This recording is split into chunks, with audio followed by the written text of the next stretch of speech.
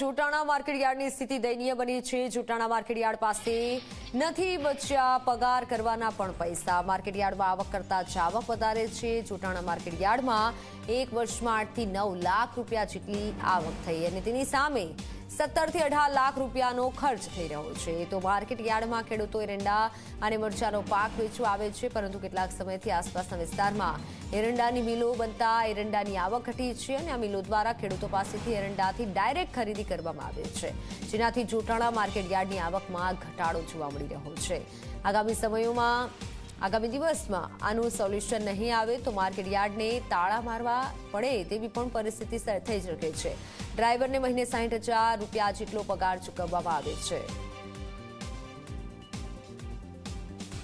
જોટાણા માર્કેટયાર્ડની હાલમાં દયનીય સ્થિતિ જોવા મળી રહી છે। હાલમાં જોટાણા માર્કેટયાર્ડમાં આવક કરતાં બમણી જાવક થઈ રહી છે અને એપીએમસીને તાળા મારવા પડે તે પ્રકારની સ્થિતિ આવી છે। હાલ આપણે જોટાણા ખેતીવાડી ઉત્પન્ન બજાર સમિતિમાં છીએ। જોટાણા એપીએમસીની વાત કરીએ તો ખાસ અહીંયા એરંડા અને મરચાની જે છે તે આવક જે છે તે સૌથી વધુ પ્રમાણમાં નોંધાય છે। હાલમાં આપણી સાથે સમગ્ર મામલે વાત કરવા એપીએમસીના વાઇસ ચેરમેન છે, આપણે તેમની સાથે વાત કરીશું। શું કહેશો, હાલ શું પરિસ્થિતિ છે માર્કેટની? માર્કેટમાં હાલ આવક કરતાં જાવક ઘણી છે।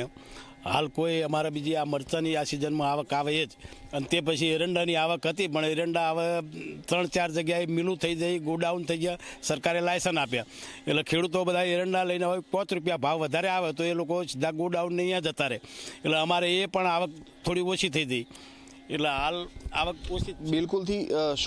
શું કહેશો, જે પ્રકારે આવક થઈ રહી છે, કેટલી આવક છે અને સામે જાવક કેટલી નોંધાઈ રહી છે? આવક અમારી 8 થી 9 લાખ રૂપિયા અને જાવક છે 17 થી 18 લાખ રૂપિયા, એટલે અત્યારે કર્મચારીનો પગાર કરવા માટે પણ અમારી જોડે બેલેન્સ નહીં। હાલ જો સરકાર મંથલી કહી શકાય કે માસિક પગારમાં કેટલો ખર્ચ હાલમાં થઈ રહ્યો છે?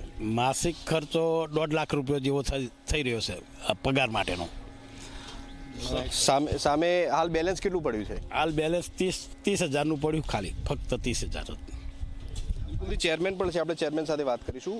શું કહેશો, જે પ્રકારે હાલ સ્થિતિ છે, અહીંયા ડ્રાઈવરનું મહેકમ છે, ગાડી તો માર્કેટયાર્ડ પાસે છે જ નહીં, પણ ડ્રાઈવરનું મહેકમ છે અને પગાર ચૂકવાય છે, કેટલો પગાર ચૂકવાય છે?